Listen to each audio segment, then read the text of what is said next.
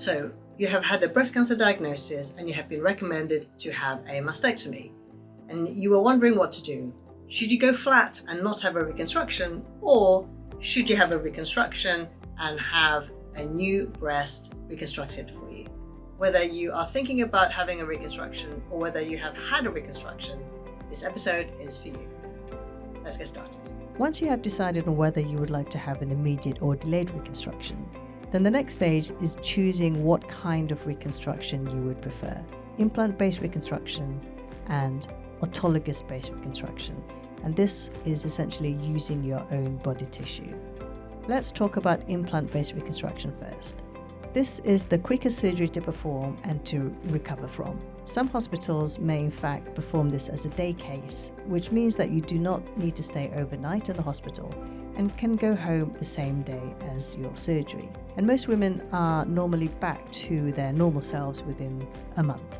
An implant-based reconstruction will result with only one scar on the breast. The implant itself is normally placed underneath the pectoralis major muscle, which is the chest wall muscle that is lifted off the rib cage. And this is called subpectoral reconstruction. Sometimes surgeon may also use either a mesh or a special synthetic material called an acellular dermal matrix, or ADM, to cover the bottom part of the implant. Most recently, some surgeons are now placing the implant underneath the skin, only having wrapped the implant with an ADM, and this is called a pre-pectoral reconstruction. Implant surgery does require what is called maintenance surgery. We say this because breast implants do not last forever, and at some point in the future, the implant will need to be replaced. If you don't think an implant-based reconstruction is for you, then other options would be using your own body tissue or what is called autologous-based reconstruction. And this is essentially using certain parts of your body to recreate a breast mount. The latissimus dorsi muscle, or the LD muscle, is a large muscle on your back which is placed actually over your scapula, extending down to your pelvic bone. In this type of reconstruction, the LD muscle is lifted off the ribcage at the back and it's tunneled through an opening in your armpit and then used to fashion a breast mount.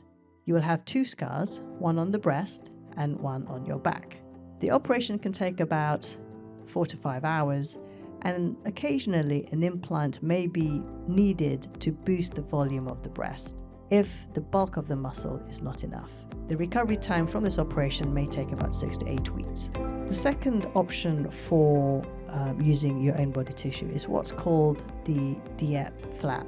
This reconstruction is the one that uses the fat and skin around your tummy or the abdomen. And some refer to this reconstruction as having similar procedure to having a tummy tuck at the same time, which on one hand is true, but that should not be the only reason why this type of reconstruction is chosen over the other reconstruction types. The surgery is the longest to do, taking anything between 5 to 6 hours, and is the longest to recover from, usually about 2 to 3 months. The reconstructed breast does feel the most natural. The majority of the time it works, only about 2 to 3% fail. And the other positive side to this type of surgery is that you don't need any further maintenance surgery. However, as the stakes are high for the surgery, many surgeons won't operate on women who are either smokers or are overweight with a high BMI, as these two factors increases the risks of complications. A third possible flap that can be used is what's called the TUG flap. So TUG, or TUG, stands for transverse upper gracilis, and it's the most superficial muscle that is found in the upper inner part of the inner thighs. However, there is not a great deal of tissue bulk here, and this reconstruction is suitable only if you want to achieve a small breast volume and do not wish or unable to have a DIEP-based reconstruction due to previous abdominal surgery, for example.